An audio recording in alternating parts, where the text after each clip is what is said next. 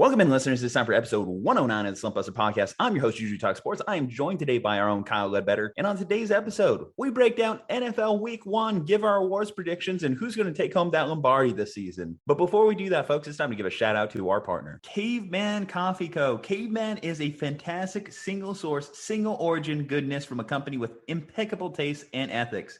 The people behind it are beautiful souls, and the coffee is delicious fuel for the never-ending quest to do better, be better, love harder, and enjoy deeper. Guys, I tell you, their Nitro Cold Brew is the perfect blend of energy and refreshment in the morning. Great way to start the day. But why stop there? They have their Mammoth blends, which I highly encourage you getting. They have their hibiscus teas, which are delicious. And guys, if you use our promo code SLUMP, you get 15% off your next purchase of any of these fantastic products. CavemanCoffeeCo.com, promo code SLUMP. Guys, don't be a chump. Use promo code SLUMP and get yourself a case today. All right, y'all. It's time for the episode. Ju-Ju Talk Sports. Kyle Ledbetter. Let's get it. Let's bust the slump and let's enjoy.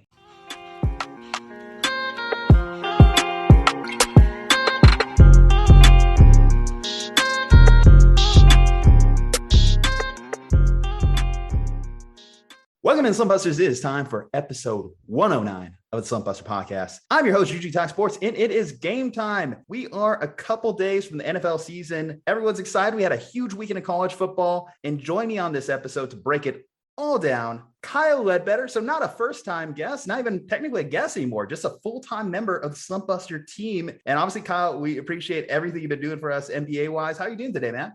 I am doing fantastic, Juju. And technically speaking, I think this is my fourth Slumpbuster podcast, if we really pin it down the road. But yeah, I am super appreciative that you have made me a full-time contributor here on the Slumpbuster. And I am really enjoying my time as the NBA correspondent of sorts here on the show. So I appreciate it. And I'm excited to be here because I am so excited for football season. Like, honestly, it's going to be so much fun this weekend. I am ready for Sunday. And it's only 5 days away, but I've been waiting 5 months. I can wait 5 more days. We had a lot of fun discussing prior to the show here what happened in college football this past weekend. What was probably the most notable headline from the weekend for you? I think the right answer is Clemson's offense just putting up an absolute dud. I love DJ Uiagalelei. Like, I think he's going to get a chance to iron out the details as he gets to play some of the Syracuses and the Boston Colleges of the world. But man, he played horribly in that game against Georgia, which either Georgia has the greatest defense ever or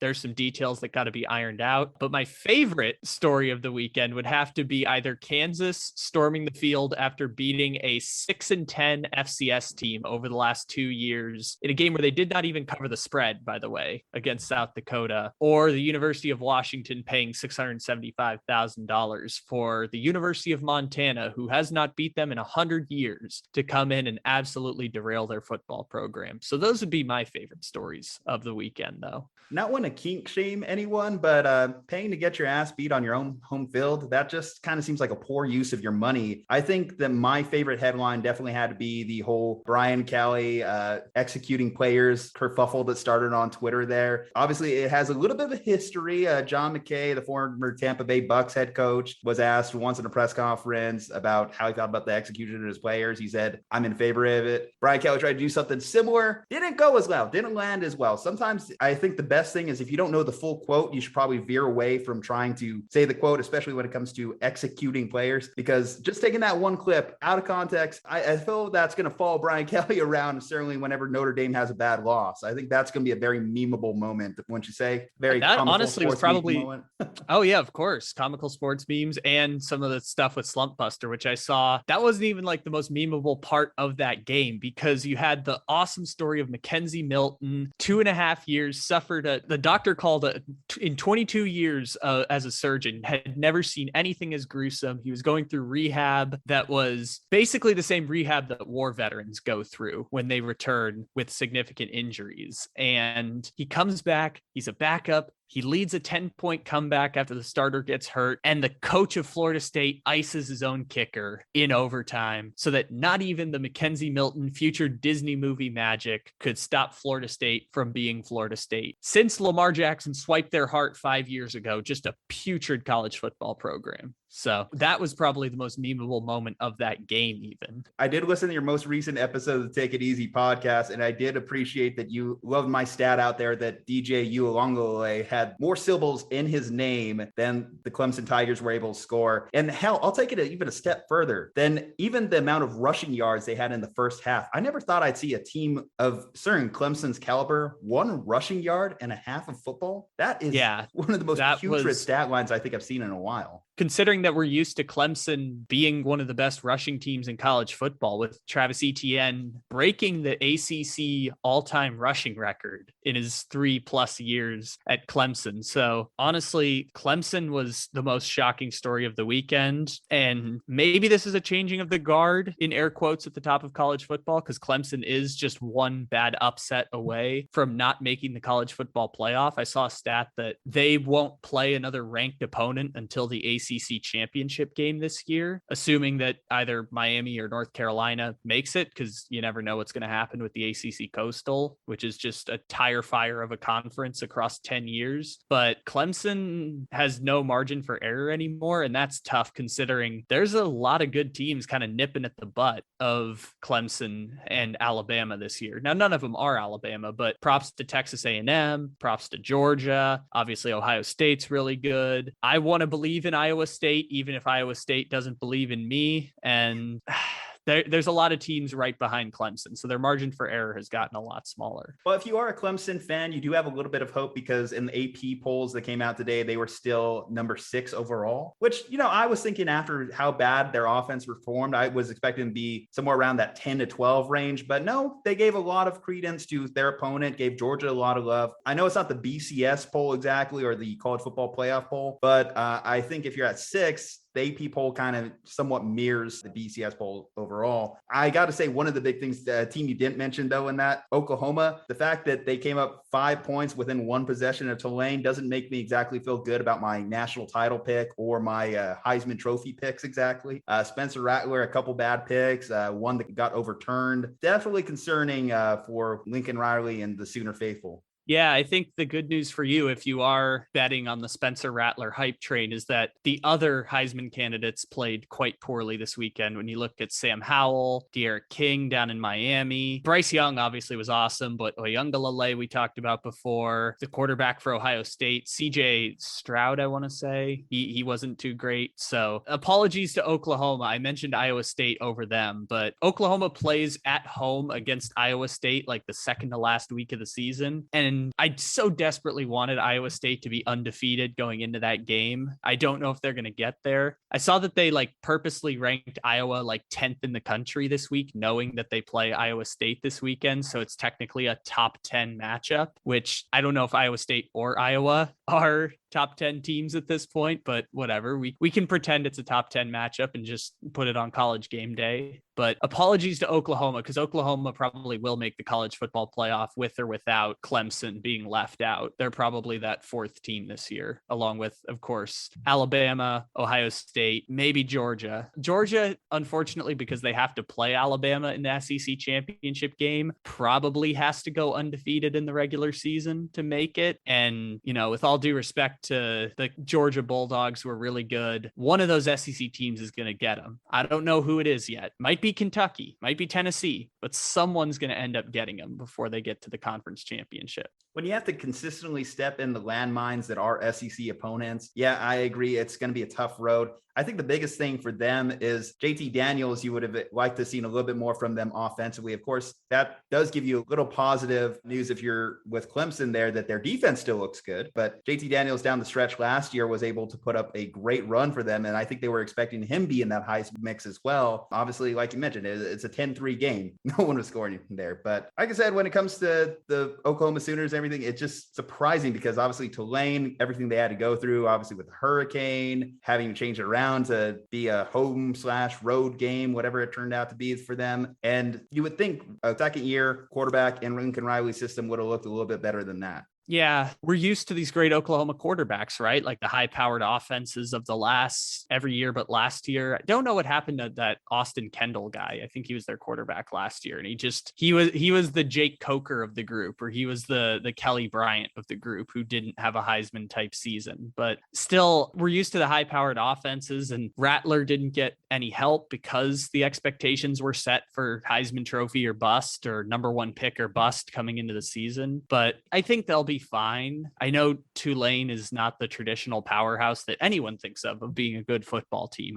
The only thing I know about Tulane football is that Matt Forte played there, and that was like 15 years ago. So I would say that that's obviously disappointing, and they dropped in the poll because of it. But you get one loss, I think, if you're Oklahoma. If you lose one game and win the conference championship, I think you're going to be okay. Maybe that comes against your Longhorns. Maybe it comes against, I don't know, they've lost to K-State a couple times over the last few years. Maybe it's one of those weird teams, but Oklahoma, I think you're going to be okay, even with one loss, as long as you win the conference championship. And that seems easy enough for Oklahoma. They're super talented in a conference that is not super talented. So I think Rattler's going to be okay, even if he doesn't win the Heisman, which I think that'll start to pop up as we go throughout the season. Is someone's going to have their Lamar Jackson game where they drop 62 points and we're going to be like, wow, look at this guy. And I don't know if it's going to be Rattler. I don't know if it's going to be Bryce Young, but we'll figure that out later on. Oklahoma doesn't need to panic quite yet. All right. Well, that does it for the college game. Let's start getting into this pros. This episode, obviously, I mentioned kickoffs just here in a couple days. So we got to put on the record these predictions. We got to put out who we think is going to be taking down some hardware at the end of the year, both individual honors and, of course, team honors. Then we're going to look at NFL Week 1. But starting off first here, Kyle, so I'm going to read off the top 5 for the Coach of the Year honors. So Vegas has it lined up as such. Favorite right now is going to be first-year head coach Brandon Staley of the Chargers, sitting at plus 1,200. Right behind him, perhaps the greatest coach of all time, Bill Belichick at plus 1,400. Been quite a while since Bill has even been in this conversation. Kyle Shanahan at plus 1,400, with the Niners trying to rebound off a rough 2020.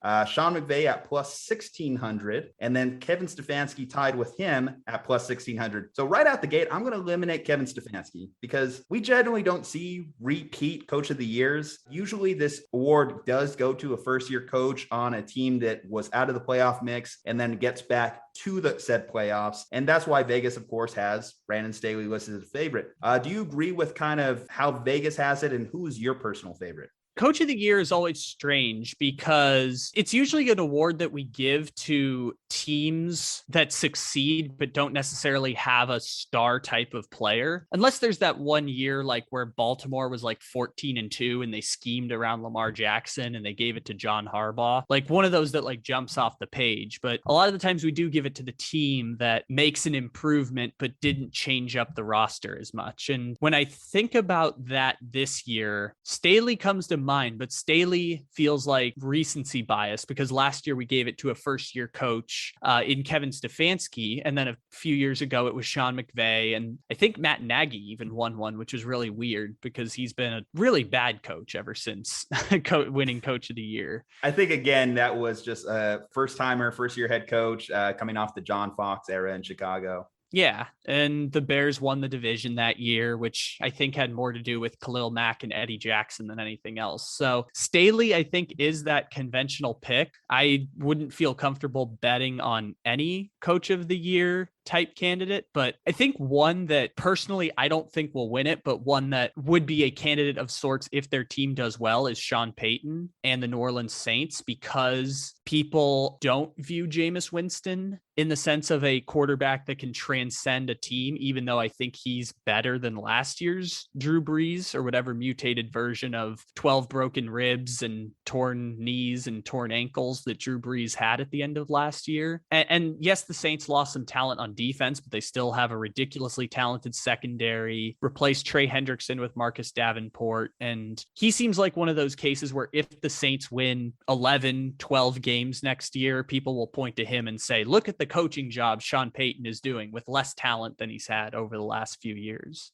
Okay, so my obvious pick here has to be Dan Campbell, of course. You know, the man's eating kneecaps. He's bringing Lions camp. He's ready to go. But my serious pick, my non-meme pick, is going to be Kyle Shanahan. Call it a bias, but I think that the voters kind of did him wrong a couple years ago during that year with John Harbaugh getting the Coach of the Year honors. When you look at what the Niners preseason expectations were, a lot of people had them about an 8-win, 9-win team. And then obviously they ended up becoming a Super Bowl team that year. That's why I think that this is going to be a big year for Kyle to really establish who he is in terms of NFL coaches. Coming off last year where the Niners were outside the playoffs, I think as the number 3 favorite according to Vegas, I think Kyle has that opportunity to actually take home hardware this year. You know, I don't hate that. And I'm probably the pouring water on the fire with the 49ers guy, because I had said prior to last year that even if they had been healthy, they probably wouldn't have made it out of the wild card because of just the talent decline that they had on the team. But I will say that that is a fine pick, because if the 49ers do really well this year, there's no reason they can't win the NFC West. I struggle to give Bill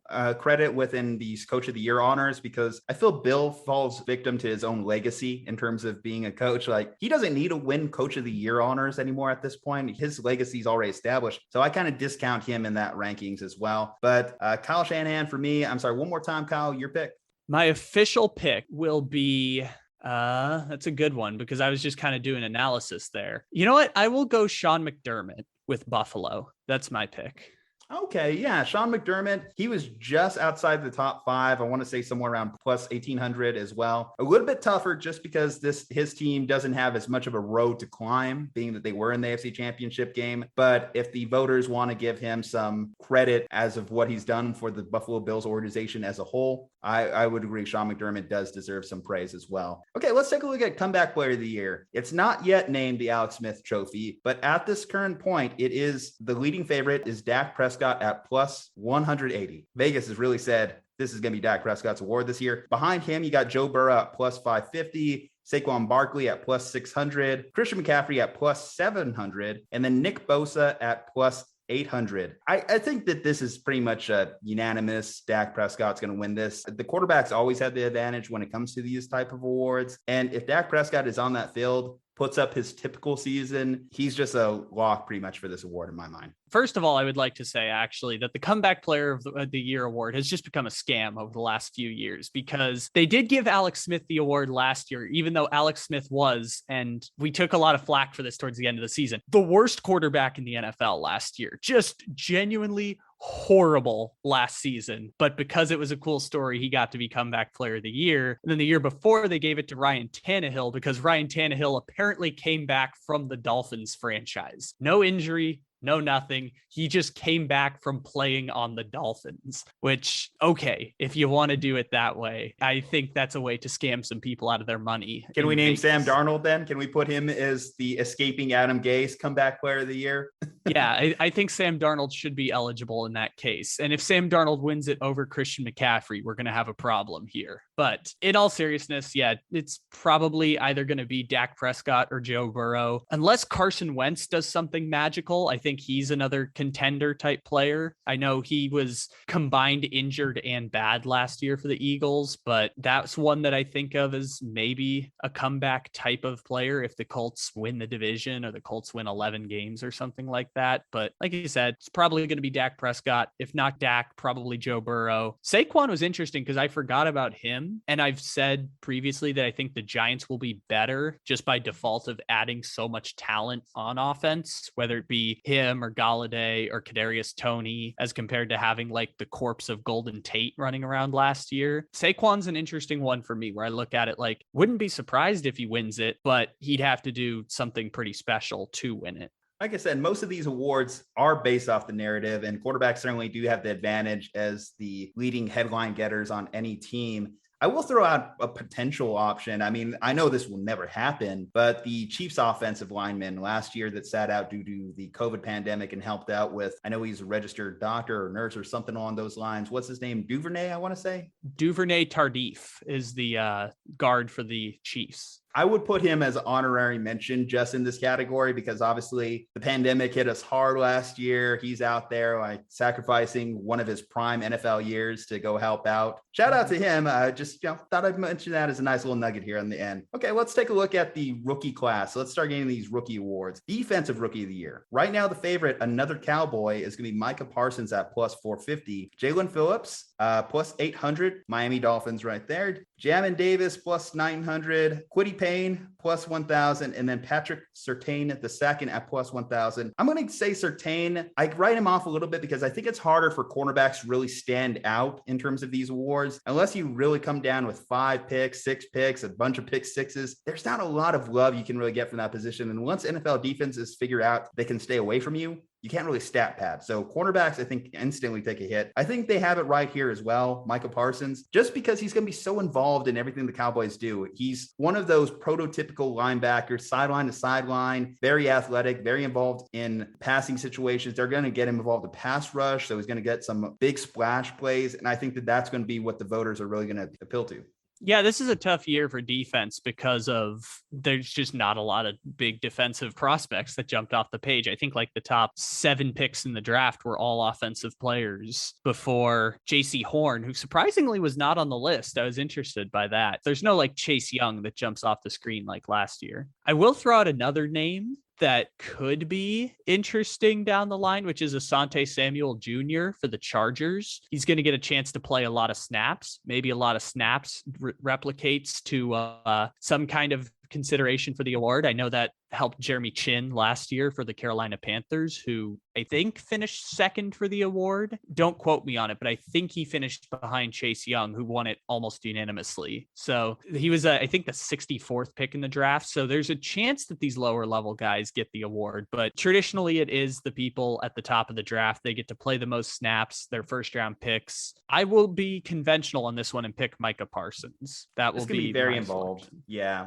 Okay. Offensive rookie of the year. It's just led by a lot of quarterbacks. And pretty much the last few years, it's been quarterback, running back. Trevor Lawrence plus 260. Justin Fields plus 550. Trey Lance at plus 650. Zach Wilson plus 750. And then Najee Harris at plus 800. I'm actually surprised with this top 5 that after Mac Jones was announced as the week 1 starter following the Cam Newton news, that he didn't fly up the rankings as well, certainly ahead of Trey Lance, who at the moment, as an Tigers fan, I'm expecting to sit at least multiple weeks, probably not even get in there realistically, even, I don't know, best case, worst case, week 8. So Mac Jones, I thought would get a little bit more love. I think my personal pick is going to be Najee Harris. I think that he has an opportunity and a lot of touches to shine in the Steelers offense. Even the Steelers declaring him as the number 22 overall pick is them saying they're going to get back to their old ways, use their running backs in the same way they used to use Le'Veon Bell back in the day, DeAngelo Williams, these traditional power running backs that they used to have. And Najee certainly is a great pick at that point.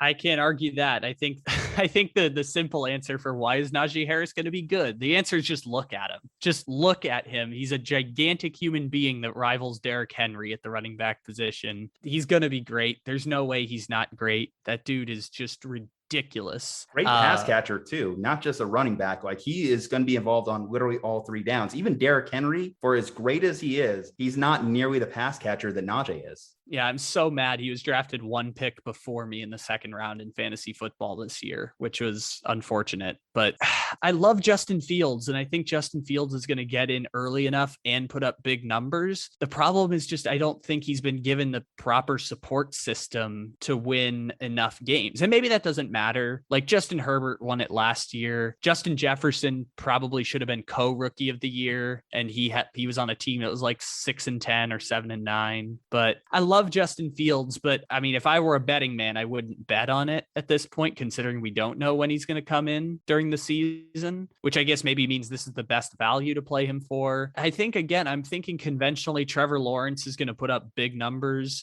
They've got 3 wide receivers on that team that are at least wide receiver 2s. So maybe he falls in love with one of them and just starts going berserk during the season. But all of these guys are going to put up big numbers, or at least 3 of them are going to put up big numbers. And there's going to be a bit of a debate down the line for sure. My second pick, my second instinct actually here was Zach Wilson, oddly enough. And I question Zach Wilson's long time upside. I'm not nearly as high on him 3-4 years down the road as Tony Romo, for example. But in year one, I could see him having a very Baker-esque type season. That's always a comp that's been thrown out there, him versus Baker. And I think it's because the offense that he plays in, that LaFleur, Shanahan, McVay type offense, will give him some easy looks, scheme some guys open, and give him an opportunity to really stand out amongst the rookie class, use some of his best attributes. And the fact that he's going to be out there in week one, I think is going to be his advantage. Trevor Lawrence, like you mentioned, the prodigal son that he is, will have every opportunity to show why he's the number one overall pick, being out there from the start. But I do look at some of the tape from the early preseason games, and it did make me question Jacksonville's ability to really keep him upright and on the field.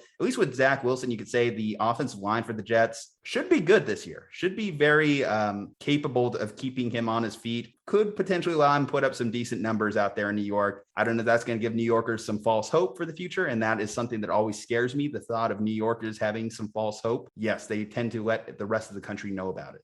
Yeah, I've been making fun of Giants fans for about 5 or 6 years now for pretending that they have false hope. So I've been enjoying that revelation over the past few years. Jets, if you want some of it, you can get some too. But it's more so Giants fans that have done it to themselves over the past couple of years. But so are you saying we're retiring the Vanilla Vic nickname?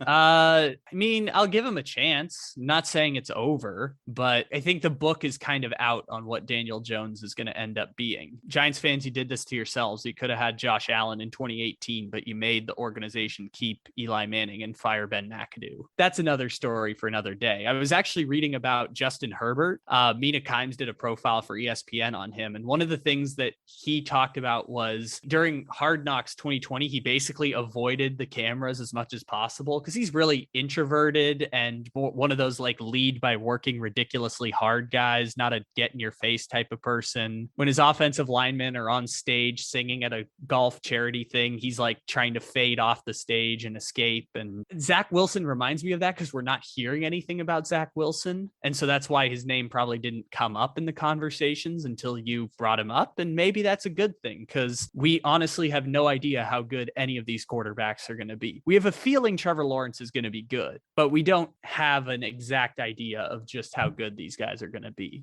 Statistically, you would say that only about 2 of these guys are actually going to be successful based off past drafts. I mean, you look at the 2018 class, which is going to be the closest comp. Obviously, Rosen, done. Sam Darnold, clean on by the threads there. Baker, yeah, he is. We're kind Sam of Darnold still kind of in the middle there. Like we think he's a good enough, capable NFL starter. Certainly, a lot of people are picking the Browns as one of their Super Bowl picks there, but I think there's still also a good chunk of us that haven't fully bought into the Baker Mayfield experience. Lamar, superstar, questionable in the playoffs. And then, of course, Josh Allen also being talked about in that MVP vein. So at least 2 of those guys, Lamar and Josh Allen, are killing it with at least one bona fide NFL starter in Baker. And then 2 guys that 5 teams, 4 years for Josh Rosen. Who knows what's next for Sam? You can go back to a year before that too, in 2017, where you've got Mahomes and Watson, bona fide stars, Trubisky, NFL quarterback. Yeah, fringe starter. He'll be a 12-year backup or something like that. Then you had Deshaun Kaiser, who's pretty much out of football now. So if you follow that math, there's probably 2 of them are going to be really good, top 8 quarterbacks. 1 or 2 are going to be above average. You're probably going to have a Jimmy Garoppolo in there somewhere. And then one of them is going to flame out spectacularly. And I'm not going to say it's Mac Jones, but that's kind of my pick at this point. So interesting. I'm a little higher on Mac just because of where he landed. I actually like that he landed in New England. I wouldn't have liked him at 3 personally, but I liked where he landed at 15. Obviously, it just really comes down to your situation where you landed. So, I mean, he does turn into Jimmy Garoppolo. I think Bill Belichick will be very happy with that, considering he wanted Jimmy from the start. At pick 15, at the value they got him at, if he becomes a Derek Carr and starts 100 games for you, that's a huge victory for the New England Patriots. Even if it's average, as long as you don't get into that QB purgatory situation where like you're keeping Andy Dalton or Jay Cutler like 3 years too long, then you're probably okay. But you'll worry about that 5 years down the road. At least you can get the quarterback in the door right now. And also, there's no reason all 5 can't be great this year. Also, sneaky pick, Jalen Waddle. If he's a true wide receiver 1 and the Dolphins have a top 10 offense, maybe Jalen Waddle sneaks into that conversation. Maybe. I think it's going to be harder for Waddle to really shine this year. Just they went out there and got Will Fuller and Devontae Parker. It's, he still has that first round pedigree, and at least the last couple years removed the bust status that was attached to his name. Let's talk about the NFL Defensive Player of the Year, or basically the Aaron Donald Award. He is at plus 550 here. He's won 3 of the last 4. Myles Garrett is actually tied with him in Vegas odds at plus 550 as well. TJ Watt trails them both at plus 800. Chase Young at plus 900. And then Nick Bosa, who was also a candidate for Comeback Player of the Year, is sitting at plus 1400, just a little bit above Joey, who was at plus 1600 there. It's hard to bet against Aaron Donald at this point. If he just does what he normally does, his consistent stat line, I think that the voters are almost obligated to side with him. I would like to see some new blood. Personally, it would be kind of nice from a fan perspective in here. And then the 2 picks that are behind him, Myles Garrett and TJ Watt, it's just really going to come down to, can they get that 15 to 20 sack range? That's really what's going to be able to put them up for that award. What do you think? I'm leaning Garrett if someone's going to upset Donald. Aaron Donald's so good, man. But if there are 2 people who are right there in terms of talent level, like in terms of just, you look at them and you just know that these guys are so much better than everyone else, it's going to be Myles Garrett and Chase Young. And I don't know if Chase Young's ready or like good enough to win the Defensive Player of the Year, if he's got enough clout going into year 2. But those are the 2 that I think of. I was actually surprised that the Bosas ended up there before Chase Young, considering that he's a trendy pick right now. No, Chase Young is ahead of them. Chase Young is plus 900 right now. Oh, okay. Bosa is plus 1400, and Bosa plus 1400, plus 1600, with the younger brother Nick at plus 14. Okay, they were above then. Okay, so those are the 2 I think of. Usually they give it to secondary players whenever there's like not a clear and obvious winner. Gilmore won it a couple years ago because there wasn't anyone who was clear and obviously the Defensive Player of the Year. But if you're looking for someone in the secondary to maybe compete there, I would throw out Marlon Humphrey, the corner for the Baltimore Ravens. Could be a threat to win Defensive Player of the Year, get some clout in the Defensive Player of the Year conversation, but maybe won't win it because it's hard for secondary players to win it. But if you're looking for someone who's an unconventional pick, I think Baltimore is going to be better at applying pressure with 4 this year. Obviously, they have this weird rotating door of Calais Campbell when healthy, and they had Yannick Ngakoue for a while, and now Judon is gone and Derek Wolfe is back. So I think they'll be better this year at applying pressure with 4, even without Judon. And that should create more targets for Marlon Humphrey, which is more just a situation for Marlon Humphrey to get interceptions. And as simple as it seems, interceptions sometimes make the difference in deciding the gaudy stats for Defensive Player of the Year. I know that helped Xavier Howard last year, having like 10 interceptions for the Dolphins. So Marlon Humphrey maybe is that new blood that you're hoping for. I'll throw out a dark horse as well. His name has went quiet in the last couple of years, but our interpretation of what he was as a rookie was someone who should be competing for this award. If you're going to mention a secondary player, why not like a Derwin James? If this guy could just stay healthy, that hybrid type player that he was involved in pass rush situations. Obviously, he can pick a ball. He's good for 100 plus tackles every year. The fact that he could do a little bit of everything, I think, should make him viable in this award conversation, because a similar comp to him is Jamal Adams, but the general consensus is that he might be better in coverage than Jamal Adams is. At least if we're going to throw out dark horse potential names, if he could just stay healthy, Derwin James was in that conversation a couple years ago. Certainly people coming back in his second year thought he would be a candidate to potentially be in that award talk. Yeah, and one of my favorites is Darius Leonard as well, for similar reasons. Sometimes the award could be as simple as who's the best defensive player on the best defensive team, and both the Chargers and the Colts have a chance to potentially be the number 1 defense in the NFL this year if all goes well. So those are 2 names that I think of that way. The problem I have with Leonard is just that he's unvaccinated, so he might miss a couple games during the season, which is always a risky pick. But if the Colts do have the number 1 defense, then that ends up being a victory for Darius Leonard and finally establishing that he is the best middle linebacker in the NFL. No disrespect to Bobby Wagner or your boy Fred Warner, but Darius Leonard is a freak. If we're going to throw out a linebacker, I'm going to throw out one of the Tampa Bay guys, though. Devin White, I think, has an opportunity too as well. We might as well just go all three levels here.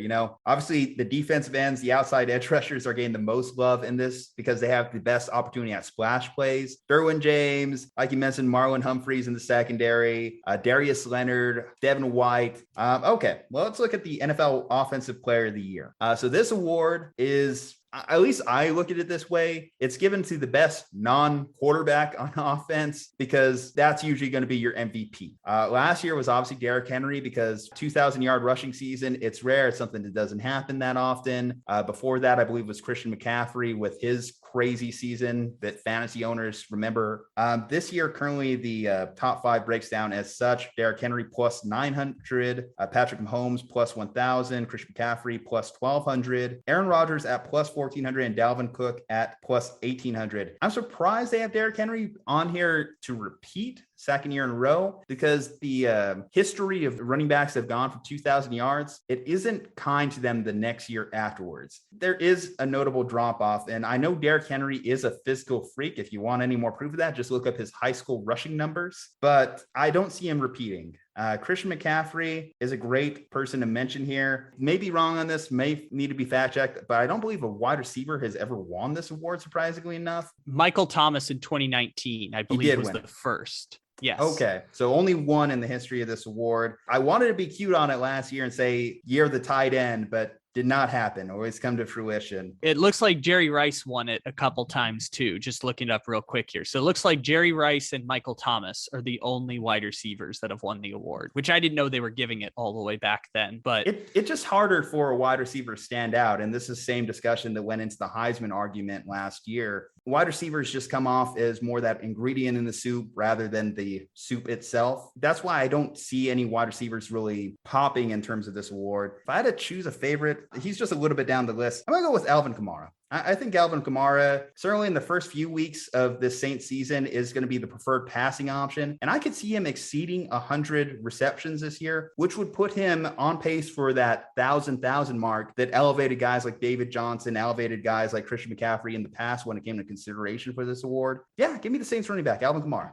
The Derrick Henry thing is difficult, and I'm hoping for the best because I picked him in fantasy football this year, but I have no reason to believe Derrick Henry can't go for 2,000 yards again. It's just so difficult for guys to go for 2,000 yards again. And you mentioned it with the wide receivers. Like, you have to be Michael Thomas, who breaks the all-time receptions record, or you have to be like Calvin Johnson, who broke the receiving yards record for a single season. Problem for him was that he just happened to do it in the exact same season that Peyton Manning threw for like 55 touchdowns. So he ended up just being in a year where there was awesome play. It was either that or the Adrian Peterson 2,000-yard season. So one of those two ended up derailing Calvin Johnson. But I'm going to throw out a different name that is cheating the award title a bit, but I'm going to go with Lamar Jackson. And it's just because Lamar Jackson puts up such weird offensive numbers that unless he has a crazy season like he did in 2019, it's going to be tough for him to win MVP, although I'd like to pick him to win MVP. I want to, but I can't because I know how difficult it is when your team is not the best player on the best team. But I think Lamar Jackson's going to rush for 1,000 yards. He's going to maybe throw for 30 touchdowns. And if he finishes somewhere near the top of the MVP, maybe he gets the Offensive Player of the Year award for the dual efforts of passing and rushing the ball. If it's close, then I could see them going with a second quarterback for the Offensive Player of the Year and Louvre giving them the MVP. I could see someone like that popping up. Even another potential name I'll throw out there in that same vein, like a Kyler Murray, someone who does a lot of things similar, because a lot of people were expecting Kyler Murray to maybe take that MVP type step like Lamar, like Josh Allen, third year for them. So he has an opportunity to put up some big time numbers that could potentially put him in that conversation as well. Okay, well, let's talk about the big guy then. NFL MVP. The favorite going in is going to be Patrick Mahomes at plus 600. Aaron Rodgers sitting behind him at plus 1,100 to repeat. Josh Allen plus 1,400. Tom Brady plus 1,400. And Dak Prescott at plus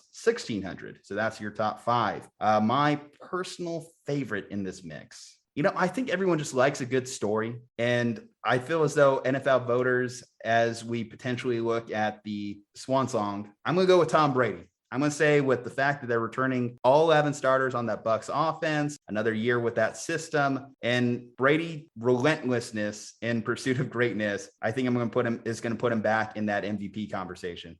The numbers just might be there, which is scary for me to think given that he's 44 years old, but he's going to have to hit a certain threshold of numbers to be able to get it. Like last year, he was all right. He was like quarterback 11 last year in like yards, completion percentage. He was in around the halfway point. So he was just almost there last year. I think the numbers just might be there this year for Tom Brady to have the case. I just won't be the one to pick it because I am a Mahomie through and through. Mahomes is definitely my pick because how can you bet against him in any season? But I want to show some love to someone who's probably just barely creaking the top 10 of this list, which is Russell Wilson. Because Russell Wilson has always been a Hall of Fame type of quarterback, and he gets poop all the time for not having an MVP first place vote, which is not fair to Russell Wilson at all. Like he's been so great over the past few years of his career. I don't think he's going to win. What's he going to do? It just every year, there's just someone that's better. It's just how it happens, man, because I agree with you. Yeah. Russell Wilson last year, he started off ball of fire. Everyone is fully expecting it. And then just the consistency of Rodgers over time and Russ fell off. It seems to happen every year. So I agree with you that it's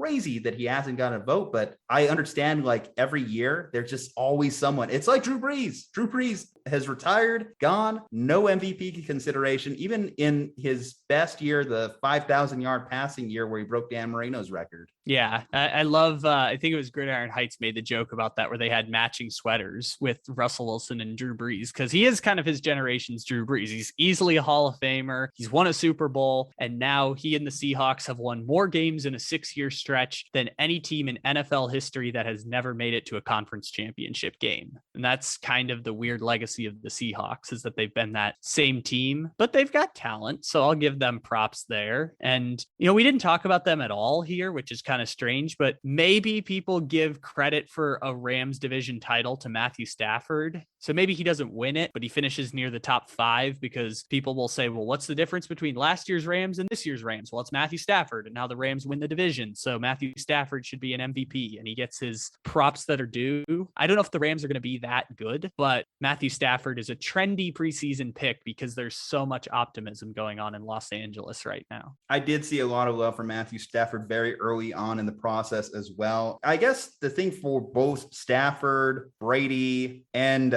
even Mahomes to a certain extent is they don't have the rushing upside that a lot of these other picks behind them do have. Like you mentioned Lamar Jackson, there's Josh Allen there. The fact that they have such a high floor, being able to be that dual threat quarterback does help them in these MVP conversations. It was actually impressive that Rodgers was able to do that, but just simply because of how proficient his QBR, the fact that he doesn't turn the ball over. You also got to look at Rodgers. If he just maintains that no turn the ball over, 40 touchdowns, all of these guys also have another game to potentially stat pad a little bit. We could potentially see some records fall this year just because, again, extra game, more opportunity. Is the MVP race just going to become a race to 50 touchdowns? It's just whichever quarterback gets to 50 touchdowns fastest. And if that's the case, Josh Allen deserves some kind of love here if this is just going to become a race to 50 touchdowns. But with the extra game, I think Rodgers had like 48 last year. Lamar was close with all-purpose touchdowns. I think he had like 46 all-purpose touchdowns during his MVP season. Mahomes had 50. Rodgers had 48. So maybe this just becomes who gets to 50 touchdowns, gets to win MVP. Yeah, Mahomes, the last 2 years, it's just been a little minor tweak or injury that's kept him away from taking back the MVP trophy. It makes sense that Vegas has him in the favorite. I'm just thinking what's going to be that story. And there's some speculation. I know there's been this speculation every year if this is Brady's last year. And I could see the voters wanting to give him one last MVP trophy before he's down. And if he happens to put up those numbers that we're expecting the Bucs offense to put up, that 50 touchdowns, reduce the interceptions, traditional Tom Brady type season, I don't see any reason why he wouldn't be considered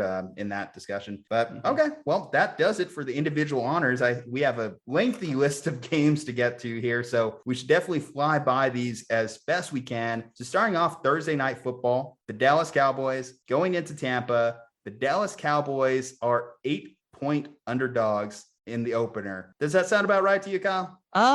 I would say that makes sense. I mean, I don't think anyone's outright picking Dallas to win. It would be quite shocking, but I think a touchdown plus it's actually, I think, one of the biggest lines of the week, which obviously it's early, so that might change, but I think that's more a testament to just how good the Tampa Bay Buccaneers are than anything else. So, I mean, the Cowboys aren't terrible, but this is an average team or an above average team against a really good team. And usually that does work in favor of the really good team. Yeah. So with that said, in this game, I guess I got to go with Vegas here. I got to say, I think Tampa is going to win. I think they're going to come more prepared. And this does seem like a ultimate Brady revenge season. Obviously, if I'm picking him for MVP, I think he's going to have a good year. And I think that's going to start with a good opening week. And then I don't know how well Dallas's defense has improved in just the one offseason. Yes, they've added a lot of talented defensive rookies, starting first with Micah Parsons. But are we convinced that Dan Quinn, who had a horrible defense with the Falcons the last couple years, is going to come in place of Mike Nolan and instantly turn around this defense? So I'm going to say that the Bucs go in there, dominate, and +8, -8, whatever. Yeah, that sounds about right. Yeah, I'll go with you. I think there is a scenario where we have a Cooper Rush entering the game. So I think that's on the table, where we just get to garbage time and the Bucs are up 21 or some point spread like that. So I think Tampa does end up winning the game rather handily. Maybe the Cowboys have a backdoor cover in them, but obviously I'm casting a wide net between losing by 7 and losing by 21. So Tampa's going to win easily. It's just a matter of point spread. Okay, well, let's look at the Sunday slate as we prepare for 7 consecutive hours of NFL football on your television screen. Yes, I'm glad that you did not say that Bears Rams counts as football. I'm glad that you made that distinction. That doesn't count as real football on Sunday night. Yeah, important to not miss the minor details there. But starting first with that 1 p.m. kickoff slot, so Eastern time, 1 p.m., early morning games if you are, so you get your cereal bowl ready and watch some NFL action. The Pittsburgh Steelers are 6.5-point underdogs going into Buffalo. Obviously, everyone's expecting just this huge drop-off for the Steelers, so that's why I think that this line is a little bit closer to a touchdown. I'm not as much of a pessimist on the Steelers overall as the year goes. I think I actually have them winning about 9 games this season as a whole. Just week 1 isn't going to be one of them, because I do see the Buffalo Bills as a 13-win team this year. So Buffalo is going to win, but I'm not on the Steelers hate train that a lot of other people are on. Yeah, I think this line is set perfectly. I think Pittsburgh is still pretty good. They're probably going to lose week 1, but that's not a problem for Pittsburgh. They're just playing a really good team. I think Pittsburgh could make the playoffs. I don't know who's going to be that 7th playoff team in the AFC after you have Chiefs, Bills, Ravens, Browns, Patriots, and whoever wins the crappy AFC South. I don't know who that 7th team is going to be. Maybe it's Pittsburgh. I'm not going to rule it out. They'd have to beat up on Baltimore and Cleveland a couple times, which is really their season comes down to those 4 games is what do they do against Baltimore and Cleveland? Can they get a split in 4 games? Maybe. But I am with you. I think Buffalo is going to win week 1. There's no Josh Allen hate here. I've admitted I'm wrong, and Buffalo is going to have a pretty good game, even though their defense is questionable, like Gregory Rousseau as a draft pick, maybe as a quick impact player, but a lot of questions everywhere except the quarterback and the wide receiver for Buffalo. Just hoping for big Najee Harris week 1. Hopefully the Bills defense, like you said, is still a little bit on the softer side. I could use that benefit because unlike you, I did get my Najee Harris share. Just throwing that out there. Okay, we got a revenge game though in week 1, right out the gate. The New York Jets +5 going into Carolina. So Sam Darnold facing his former team. That's at least a narrative you could craft over this one versus Zach Wilson. The Carolina Panthers, they do have a lot of good things going for them, like on the defensive side of the ball. Obviously, you mentioned Chin, Brian Burns too, a good edge rusher. I think that's going to give a lot of problems for a rookie quarterback in Zach Wilson. Obviously, the addition of getting Christian McCaffrey back. I do hesitate just because for all the Adam Gase-ness that existed, I still am not convinced that Sam Darnold is a good NFL quarterback. And it's going to take a lot for me to get over that hump with him. But week 1 facing a team that was drafting at the top of the NFL draft a season ago, that's certainly a good place to start. Give me Carolina going over in week 1.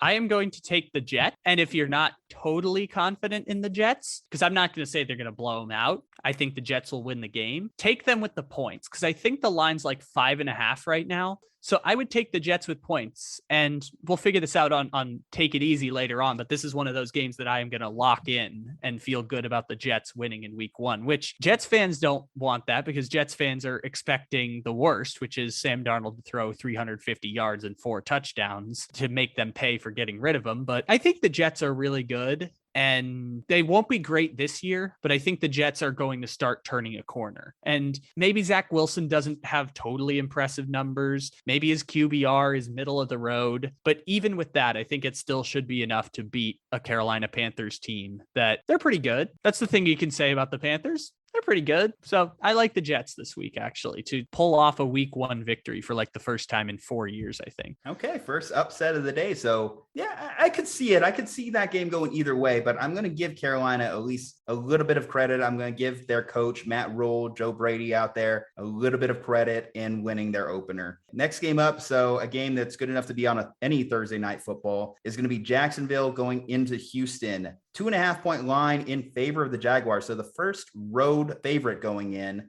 Houston, obviously, a lot of people are projecting them to be the biggest mess in the NFL this year. Tyrod Taylor is going to be officially the starting quarterback. There's going to be a lot of positive buzz going into for Jacksonville in terms of, obviously, again, the prodigal son, Trevor Lawrence, Urban Meyer. It's hard for me to pick Houston to do much of anything this year. I have them going 1-15. So I think that, of course, starts with a very rough home game against the Jacksonville Jaguars. So yeah, I got to go with my season predictions have them going. If you are going to pick one game that Houston wins, this is probably the conventional pick, because they're at home. They're playing against the other team that's terrible in their division. I'm not going to go that far. I'm going to pick Jacksonville and whatever the point spread is, because I honestly don't care. I'll take Jacksonville. As long as it's under 10 points, I'll take Jacksonville in the points. But if you're going to find one for Houston, maybe this is the one they win. But if I pick against Houston every single week, I'm going to be right way more often than I'm going to be wrong this year. So I'll take Jacksonville. If you're looking for daily fantasy values, we talked about Sam Darnold last game. Not many people are going to pick him, but maybe he goes off. And take James Robinson. James Robinson could have a nice day against the Texans defense that will not be able to stop the run this year. Just no chance they're going to be able to stop any running back. Next team up, next game, we got the Arizona Cardinals going into Tennessee. The Titans are going to be a 3-point favorite in this game. I have the Titans finishing 14-3 here in my season predictions. Yeah, I just looked at the schedule. I just went through each game and I just ended up with 14-3. And I was like, okay, well, guess the Titans are going to be my number 1 seed this year, according to how everything turned out. That's going to start with having a good game against a team that I don't know if I can fully buy into what the Cardinals are selling me. Obviously, Kyler Murray, he's great. He's a fantastic talent. DeAndre Hopkins, Christian Kirk, all these pieces they have around him. And they just went out there and acquired AJ Green and JJ Watt in the offseason. But their coach just doesn't do anything for me. And I think they're a very soft team, honestly, against a very hard-nosed, hard-line team like the Titans. They're just going to run the ball down your throat. It's easy, the Titans, for me here. Yeah, I think the penis chopper Mike Vrabel is like the anti-Cliff Kingsbury. I think those two are probably the antithesis of each other at this point in their football careers. I'm with you that the Titans win, but I am definitely not as high on the Titans as you are this year. And part of that is that Derrick Henry was so effective last year. And it's going to be so hard to replicate that production on offense. Yeah, they got Julio Jones, but they had to replace about 1,500 passing yards with Jonnu Smith and Corey Davis. And I'm thinking of someone else, but I can't remember who it is. But they got Josh Reynolds, which helps. So let's just say Jonnu and Corey Davis. You have to replace about 1,500 yards receiving somewhere in there. And Julio Jones is going to do the bulk of that. And also, they were really lucky in one possession games last year. I think their expected win total was about, FPI said they were about 9.4 last year. And I think they went 11-5. So they were really lucky in one score games that are like toss up type of games. Mm-hmm. So I'm not as high on the Titans as you, but I do think I wasn't expecting to be that high on them. It just, when everything came out, I looked at the records. I was like, okay, 14-3. Wow. Okay. I guess I just looked at their schedule, their situations going into each games, and it just what sped out for me what the record came. So they do have a very easy schedule too. They have to play some first place teams. That's what it really came down to, I guess. I saw them potentially going over on some of the NFC West teams. Hell, I even gave my Niners a loss against them late in December. You can only hope that their defense is improved and their offensive line is improved as well. And I think that was probably the difference maker there. But this particular game, we both in agreement the Titans are going to win it. Season long, could go either way. But are we at least in agreement that the Titans are a playoff team probably? Someone's got to win the AFC South. That's probably the difference maker. Yes, the fact that I gave them 6 wins alone in division, I think was probably the reason they ended up so high. Yeah, I think that's probably going to do it. And out of respect for Jacksonville, I think Jacksonville can beat them one time. Not saying they will, but I think they can. Them and the Colts are going to split their season series. That's the problem, though. That's Derrick Henry's favorite game in the year. Like, he earmarks that game every single year. Oh, you want me to throw up 200 rushing yards? Jacksonville, let me just go ahead and run for 99 yards, stiff arm 3 guys along the way. Still one of my favorite NFL runs right there. That is a good one. I had him the Thursday night one against Jacksonville that went 99 yards. He was on my bench in fantasy football that week, which was must have hurt. Yeah, that one was hard to live down for the rest of the year.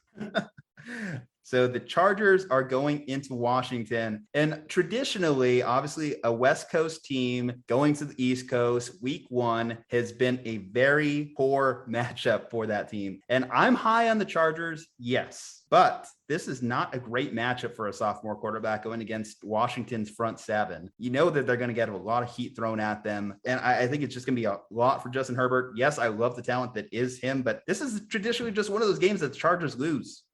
So I'm going to go with Washington. The Chargers do find a way to lose these games over and over again. And as someone originally from San Diego who was born into the Charger fandom, who then abandoned the Chargers fandom when they abandoned me, these may not be your granddaddies or daddies or my childhood's Chargers anymore. I think that they'll win the game. These two teams are very similar on paper, I think. I mean, the Chargers are better on offense by a significant amount, but both of them feel like they're going to be in that 8-9 territory this year, or like 9-8, just fighting around 500. But I will give the Chargers the props. Yes, it's the 10 o'clock West Coast start for weird body clock situations, but I'll go against you for a second time here and roll with the Los Angeles Chargers. Okay, next game, we have the Philadelphia Eagles sitting at +3 going into Atlanta. This is going to be my first upset pick. I think I'm going to go with the Eagles here because I think that Jalen Hurts can cause enough problems, cause enough chaos for that Atlanta Falcons defense that is still going through a lot of turnover, wasn't that efficient last year. Yeah, I just don't think that this is a good game for them out the gate. I think that the type of team that the Eagles are, the type of team that can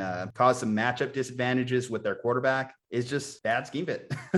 I like that pick, even if I'm going to pick the Falcons. I like the thought process going into that because Philadelphia is, for the most part, setting up Jalen Hurts to fail this year. They've stripped a lot of the roster of talent. They didn't really make huge moves other than through their draft picks this offseason. Zach Ertz is still there, which was surprising. I'm surprised that he's still in the Eagles uniform this year. And I don't know what to do with the Falcons, but I think there's only one way to go for the Falcons, and it's up, because they had the worst record in the NFC last year. So I think they'll get better. I think the Eagles will get worse. And that's the only math I'm doing to say the Falcons will win, is just that the Falcons are a better team. But I know that's not how football works. I know that there are random results every single week that don't make sense. So I like the Eagles upset pick, but I don't have the cojones to pick the Eagles over the Falcons in this week 1 matchup. Listen, I hate the Eagles this year. I think I had them finishing with 4 wins, and why I think this could be one of them is just styles make fights. I think this is a great stylistic matchup for them. I think another big problem for the Falcons, slow starts. They have been so slow out the gate the last couple of years, and I think that catches up to them once again in this particular game.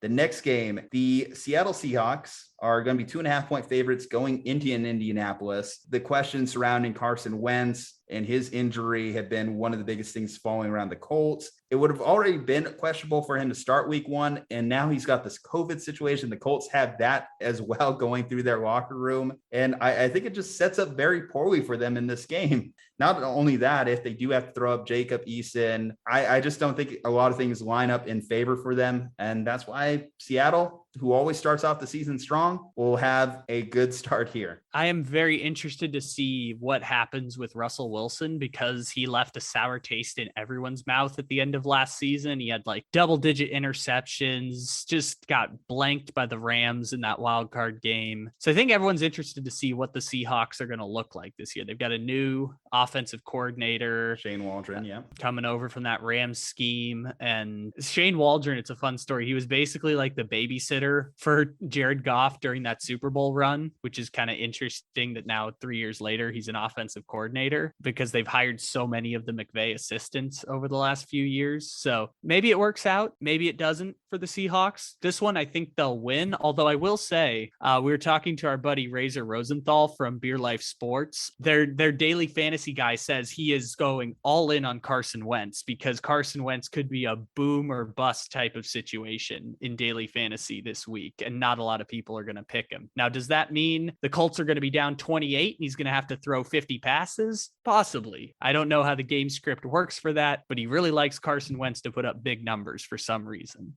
Yeah, I think it's just for me right now with just the uncertainties, injuries, sickness, everything, it just lining up very poorly for at least his start to his Colts tenure. And I think that will have lasting effects throughout the entire season. I wanted to be so much higher on the Colts too, going into the year, so much more optimistic, but then it's broken foot, COVID, this, that, other. That's what has me right now. I think I have them finishing closer to 6-7 wins on the year than what I wanted to put them at, which was probably around 10 plus wins. Hell, if they could have fought the Titans a little bit more, then they could probably have been up there and ruined that Titans 14-3 mark that I had them at.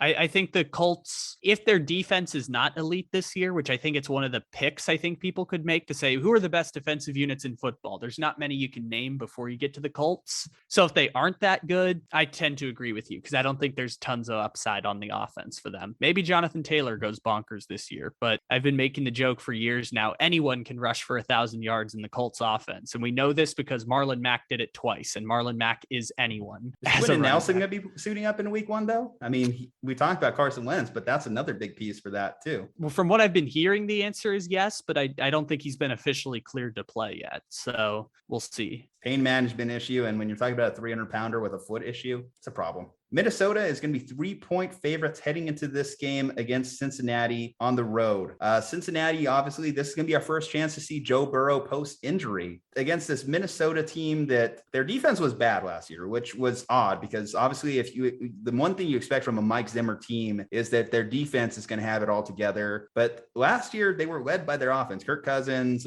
with the rookie Justin Jefferson, Adam Thielen going into Cincinnati. I don't know if Cincy has enough to stop them defensively, but if Joe Burrow looks like he did pre-injury, I think that he could carve up this Minnesota defense that from what it was last year. That's why I could actually see this being another upset pick right here. Cincinnati defending the home territory. Our buddy Blake Jude, who is a Bengals fan, agrees with you that he thinks that this is their upset of the season is beating the Vikings. But you alluded to it a second ago. The Vikings were 26th in defensive DVOA last year. And all those pieces of that great defense from 2017 and 2018, pretty much gone at this point. Everson Griffin is back now, but it's not the same Everson Griffin of yesteryear. Obviously, Xavier Rhodes is out the door. Anthony Barr is still there, but he's not the same Anthony Barr as he once was. Harrison Smith just got like the second largest contract for a safety, which I was like kind of surprised by. I thought he was kind of headed towards the back end of that career. So the Vikings are just going all in on these next 2 years around Kirk Cousins and Dalvin Cook, but I think they'll be slightly better on defense next year. Patrick Peterson might have some juice left in the tank for Minnesota as a cornerback one. But I thought the juice was why he was suspended last year. That is a good point. That is actually a really good joke. I forgot he'd gotten suspended for PEDs a while back, but didn't really help him much though. I don't think any performance was enhanced. He kind of looked a little bit slower. He's lost a step. I think that's the biggest thing with Patrick Peterson. Whether Mike Zimmer can reincarnate that, I think bigger than anything else, getting Danielle Hunter back is going to be big because he's quietly one of those like defensive player of the year guys that if the team were better, you'd consider him as like a dark horse, but the Vikings defense is going to be so bad that he doesn't have a chance to win the award this year. I'm going to take Minnesota just because I think they're going to score in the 30s. Maybe the Bengals score in the 30s, but it's a lot to ask Joe Burrow in his first game back. Joe Mixon is just the most running back in all of the NFL right now. So you know what you're getting out of him. I'll take Minnesota in this one and feel okay about it. So this one, obviously near and dear, I got to show a little bit of bias here, but the Niners are going into Detroit. They're 7.5-point favorites in this game as well. I think this is one of those picks that if people were saying like, what's my lock pick of the week? The Niners versus Detroit makes a lot of sense. Obviously a team with playoff aspirations going into this team that a lot of people project to be among one of the worst finishers in the league. The Niners defense has been eating up Jared Goff the last couple of years, and I don't expect a lot to change there. Yeah, Niners. Yeah, I think I would take Detroit only for Detroit with the points because I'm used to these weird Lions backdoor covers across the many years now. Obviously, it's a new quarterback, new coach, new offensive coordinator. So we don't really know what to do with the Lions. We just know they're not going to be very good this year. Lions with the points, but 49ers to win the game. And most of that is just because it's week one. It's weird. We don't know what to do with the Lions yet. And so that could mean that they come out and put up 35 points. I don't think that's going to happen, but I don't think they're going to get blanked either by San Francisco. So they're kind of somewhere in the middle. I don't expect the 49ers to go bonkers on Detroit, even though Detroit, I don't see that either. Jimmy Garoppolo is a slow starter, and I think that that's going to show in this game. But I will say some things too, also in the Niners' favor. DeAndre Swift is going in with a questionable tag. Tyrell Williams is always questionable. Amon-Ra St. Brown, that was supposed to be their star rookie for them this year. I've seen a couple of reports that aren't as high on him. Really, what's going to come down to is, can that defense stop the Niners, really? And I think the Niners have a simple game plan. It's going to start with a lot of Raheem Mostert, and I think that that's going to be what's going to propel them to victory. If I were betting on this, I would like spend the extra money to move the line to like 9.5 and feel really good about betting the Detroit Lions. But if it's going to sit at 7, I'll still roll with the Lions and feel pretty good about it and say that San Francisco is going to win the game, but I'll take a flyer on a backdoor cover for Detroit. Okay, let's move into the afternoon slate. So the primetime game out the gate is going to be the Cleveland Browns going in as 6.5-point underdogs into Kansas City. So I'm very low on the Browns. I had them finishing, and I've gotten a lot of flack on this, I had them finishing 8-9 when my record predictions all came down. And Kansas City, I know it's preseason action you have to judge them off of, but their offense looked good in the preseason. They didn't allow a lot of pressure on Patrick Mahomes, which shows that their offensive line and the additions they made there were some great core pieces, adding Tooney, adding Brown. And if they could keep that pass rush off of him, then I think Patrick Mahomes could go bombs away on that secondary, even with the additions of John Johnson. Yeah, I'm glad that you brought up the Browns defense because the Browns have a new defense. I don't know if they have a great defense because just because they added pieces doesn't necessarily mean that they're going to be great on defense. And this is something that I've told people who are like thinking the Browns could be Super Bowl teams this year. I'm not going to say it's not going to happen because I think the Browns are going to take a big step offensively this year and not just be a top rushing team, but also be a top passing team and probably be somewhere near 5 or 6 in total team offense this year. But the defense is new this year, and I don't know whether that means they're going to be an elite defense. Now, having Myles Garrett and Denzel Ward as your anchor is great. I don't know if that makes a difference against the Chiefs because they are really susceptible in the middle of the field, which means if you have Travis Kelce on your fantasy team, I think you're feeling pretty good this week. But I would take Kansas City in this game, and I would take the points, but I think that's only because of the respect I have for Kansas City's offense and how many points they can generate just like that before Cleveland scores a field goal on a 6-minute drive and then 2 minutes later the Chiefs have a touchdown. So I think because of how rapidly they can score, you only bet against the Chiefs if you think that the Browns are going to win the game altogether. Yeah, last year, obviously, it was a tight playoff game, came down to that questionable call with the referees that I think a lot of Browns fans are going into this matchup saying, we want Kansas City, we want Kansas City. And I think Kansas City is going to be more than happy to oblige those invitations. And I think they're going to come out hot. I think they're going to want to set a tone. It's what they did last year whenever they came out against Houston. They wanted to establish who they are. And frankly, I don't think there's going to be a lot standing in the Chiefs' way this year. I have them as my Super Bowl pick. Spoiler, I have them as my Super Bowl pick, and I think it's going to start here in week 1. We have a couple of Alabama quarterbacks going at it. Miami Dolphins +3 going into New England. I think that this is going to be a good game for Bill Belichick. I like the Patriots to win this game. Obviously, there's that stat out there of Bill's record against quarterbacks under 25. And Tua last year, I know it's unfair to evaluate him based off last year, but he just didn't impress me. And with the pieces that the Patriots are going to get back on their defense, I think that they could just dink and dunk now with Mac Jones enough to get that offense, at least in that 20 to 30 point range. And I think that that's going to be enough to beat these Miami Dolphins. I think they're going to cause a lot of problems for Tua as well. I think if the Dolphins offensive line holds up in this game, Miami has a chance to win. If you can give Tua enough time to execute, the weapons are there now. Tua is not terrible. I think the greatest indictment of Tua is that he's not Justin Herbert and never will be Justin Herbert, which is unfortunate, but it's obviously going to minimize the way that we view Tua Tagovailoa going forward. So I wouldn't bet on it, but I would say if Miami is going to win, because this is a winnable game for Miami, just like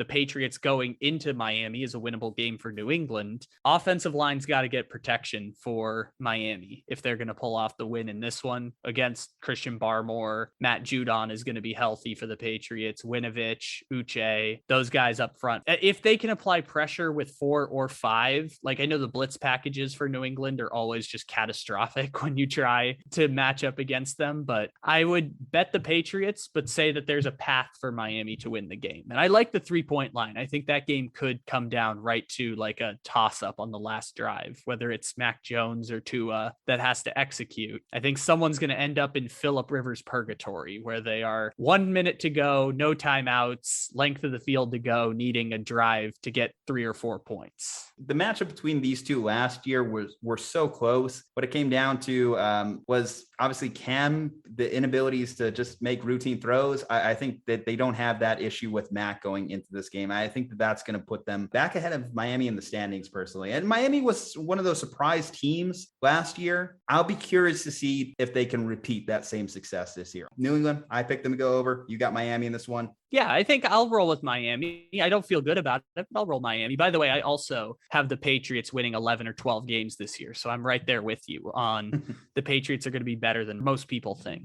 Yeah, 7-9, and they had all those COVID opt-outs and added, of course, free agents, which free agents at least make you at least better in the year you acquire them. Certainly, it can age poorly down the line, but at least for the 2021 purposes, New England's core pieces, I think, are going to be great additions. The next game up is going to be kind of a mediocre matchup. The Denver Broncos are going in as favorites into New York, 3-point favorites. Obviously, they announced Teddy Bridgewater as a starter going into the year. With New York, there was a lot of weird stories in the offseason. There was some buys. There were some players quitting. Are they starting to sell on the Joe Judge stock? Daniel Jones has looked bad. This is going to be one of those years in which Denver's finally healthy on defense. They don't tend to travel well. That's my only real knock on them. I think I'm going to go with the Broncos, but it is going to be a pretty ugly game in my mind. So this one's the definition of a toss-up in my mind. And both of these teams feel like they're going to be like average to below average. And see, we can play my favorite game. We do NFL awards all the time, but I think my favorite one is the which coach is going to get fired first. I think Vic Fangio might be the favorite. It's either him or Zach Taylor at this point, but the Broncos might want this one because I know it doesn't get much easier for the Broncos after this one. So I think they'll win this game. But we just talked about it with the Patriots, actually. And the Giants added so much talent that I think they're going to get better in one season. But it reeks of desperation for New York to make all the moves that they did this offseason, given that Gettleman probably should have been fired after last year. But because they had this weird run at the end of the season where Colt McCoy and Alfred Morris went into Seattle and won a game against Russell Wilson, he ended up getting another year to try this thing out. The problem for the Giants, and this is a problem that can extend all the way through, they're going to have the worst offensive line in the NFL. It's so bad. It's Andrew Thomas might be something good, but he was worse than the 4 tackles taken right after him. They're going to be so bad on the offensive line this year, and that's not going to help a run-based offense. So a lot of outside runs, a lot of read options, zone schemes. Hopefully they do some of that stuff, because otherwise Danny Dimes and Saquon are going to be running for their lives this year. And a bad offensive line, certainly against a team like Denver that at least does have a good pass rush with Bradley Chubb, Von Miller. They're going to be okay in the secondary with the rookie Patrick Surtain II as well. Another thing going against the Giants too is literally all their pass catchers are banged up. Galladay, he's hurt. Kadarius Toney, he's hurt. Evan Ingram's banged up. And hell, even you mentioned Saquon. Saquon might not even play this game, or at least be on limited touches. I dare you right now. Can you name the second running back on the Giants? Do you think you can name who the second running back is? Yeah, Devontae Booker, because I have him in fantasy. There you go. Yeah. Pick up Devontae Booker, guys, because that is going to be potentially one of those ones that could help you out. Yeah. And I mean, if you do really have to play Devontae Booker, I wish you luck going into your fantasy football season, or maybe you're in one of those leagues that has like 4 flex spots, but 4 to 5 catches, I could see him pulling down. He's always been a decent pass catching running back, but might not be a great matchup in general to throw him out there. I don't know. It was potential deep league, 14 team league, upside play. That's what Devontae Booker is there. Yeah. Just as a general rule, if Kyle Rudolph is one of your starters, you're not a great team. That's just a general rule of thumb, is if you see Kyle Rudolph starting at a significant spot where he's going to need like 10 targets a game, your team's in trouble this year. We started off the show talking about, obviously Tulane had to go off-site for their game. Well, so do the New Orleans Saints. They are going to be playing this game in Jacksonville because they are welcoming the Green Bay Packers, 4.5-point underdogs to the Packers.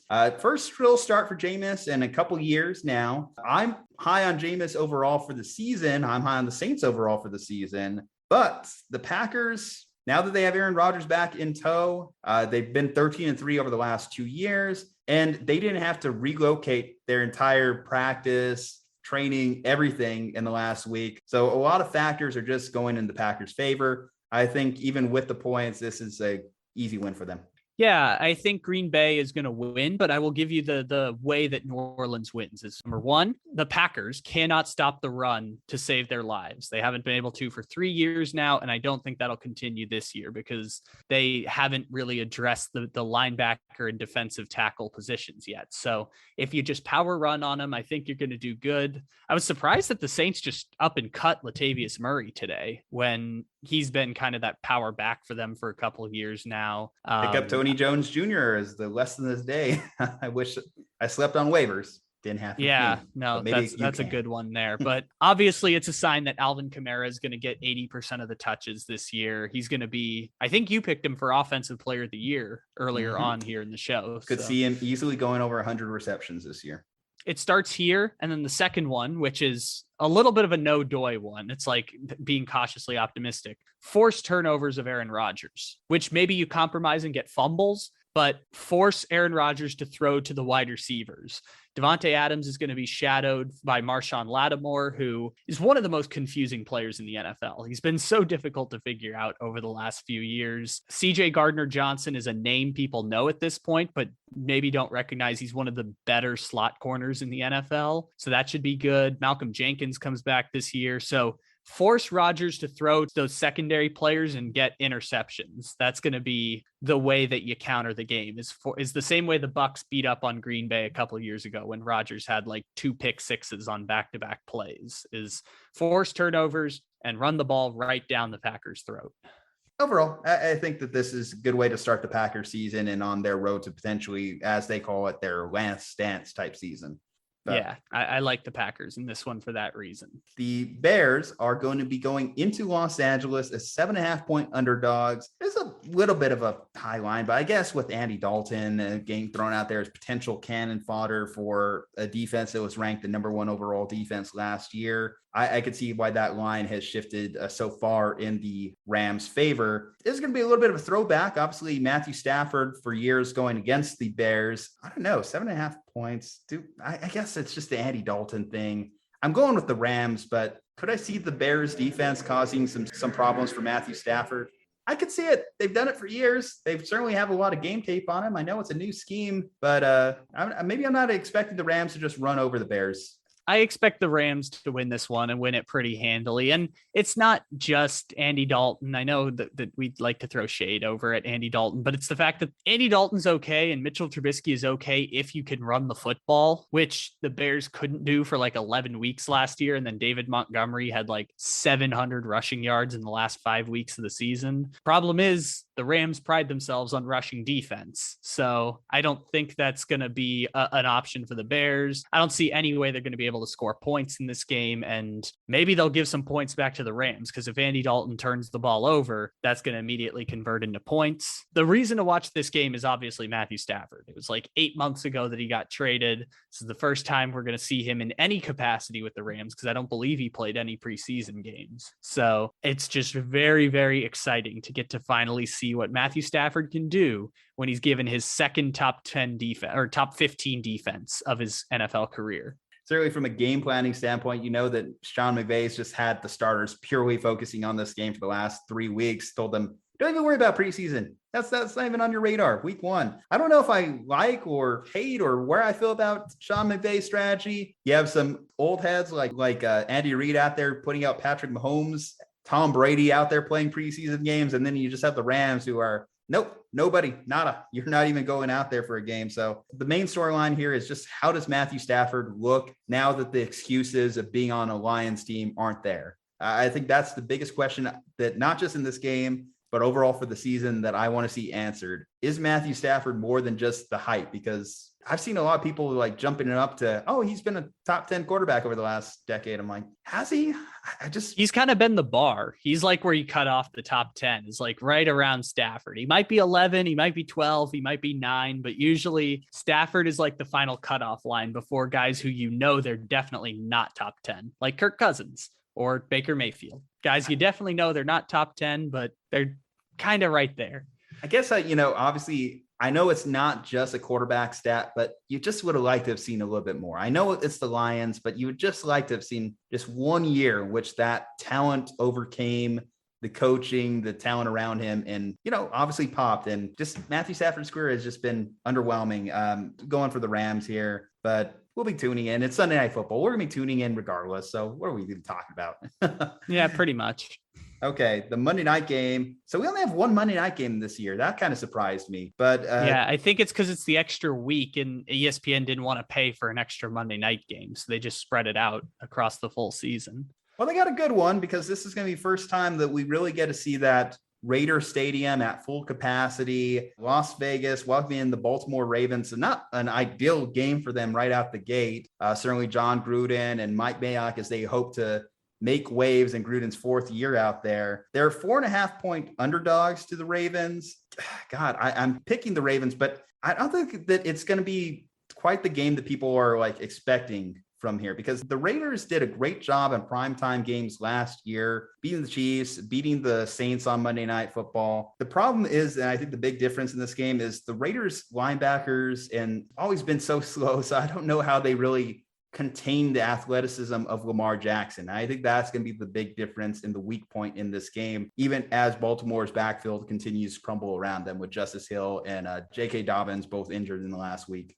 Yeah, and the Raiders have had problems in the front seven over the past few years, and part of that was Max Crosby being great in his rookie year and then not being so great next year. And so they bring in Yannick Ngakoue. Clelin Ferrell was the the payoff of all of their tanking and trading all those players was to get Clelin Ferrell, and that hasn't worked out very well for them so far. So I thought Baltimore would be a heavier favorite, but I am interested. What did you have as Baltimore's record this year when you went through this pick by pick of the games? Baltimore's record. Let me take a look here. Because Baltimore's gotten a lot of fluctuation between people this year. I've seen people go in a lot of different directions on Baltimore.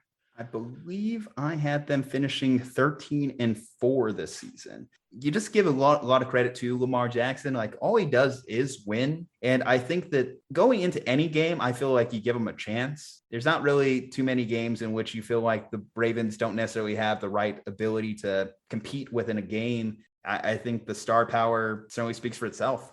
I agree with you on that. And I think they will win the AFC North this year. But I think that's just conventionally picking Lamar Jackson because Lamar Jackson is unbelievable and amazing and just dominates the sport, even though they've had so many injuries this year. It's been brutal for them to kick off the season. But maybe they've always got the 2 Sammy Watkins games in their back pocket. But I think the Raiders game will be one where they don't need to break out the Sammy Watkins tool yet. I think they'll keep that for when they need it more. So I like Baltimore. I thought 4.5 was a little low. I thought that line would hang around like 6.5 or 7, but I'll take Baltimore to win and get the points. Well, that does it. NFL Week 1 in the books. That's definitely a longer episode than I was thinking. It was, man, maybe you should have split up the awards, split up NFL Week 1, but oh wow, it's football. We just got to get these predictions out there so you can ridicule us later. That's the main thing. Absolutely. You can come back and laugh at me for saying that the Bills would go 6-10 last year and being laughably wrong about Josh Allen. Listen, the last 2 years, I've picked the Packers to go 6-10. I don't know if it's an internal spite or the previous year, I guess I rationalized it as they were a 6-10 team in a 13-3 Wolves clothing. Sure enough, they came back the year, revenge Rodgers, and definitely put a damper on my parade there. But whatever makes old takes exposed, that's what it comes down. No, we can be laughably wrong and laugh it off at the end. That's kind of the purpose of this stuff, is to be able to go back and laugh at it later in the season when, I don't know, the 49ers missed the playoffs. I don't know, something weird like that happens. Just got to throw that shot out there, huh? I thought we were going to end on such a positive note here, Kyle, but you don't know me then. I can't do that. I have to make people angry in some way, shape, or form when we walk out of here. Base level, just all memes and smiles, but little did I know. There's so much sarcasm underneath that, underneath this face, that so much smarm. Yeah, is that right? Pretty Smarm? much.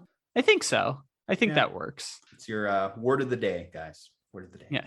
Anyway, guys. All right. Well, Kyle Ledbetter, Ju-Ju Talk Sports. Find us on all our social media platforms. Kyle's going to be with me throughout the NFL season. So we're going to be talking about more NFL predictions, projections, what goes right, what goes wrong, review these picks maybe a few weeks later and just see what happens and how they're holding up. But guys, to do that, to stick along for that journey, you got to follow us at Slumpbuster Podcast on IG, at Slumpbuster Pod on Twitter, hell, at Slumpbuster Pod on TikTok. We got to get more followers on there. Drop a 5-star review, helps the algorithm. And of course, subscribe to this channel. All right, guys, you guys got to stay safe, happy, and healthy. And we'll see you on the next one.